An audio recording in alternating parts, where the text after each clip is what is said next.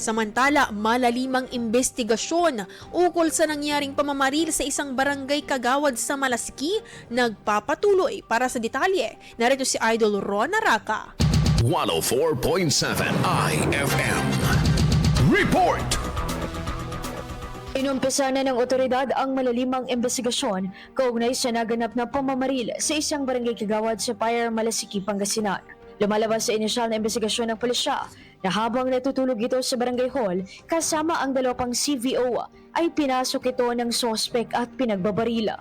Nagtamo ng sugat sa iba't ibang bahagi ng katawan ng biktima na agad ding naisugod sa pagamutan, subalit idineklarang dead on arrival ng doktor. Na-recover sa crime scene ang 6 na basyo ng bala ng caliber .45 at 2 fired bullets.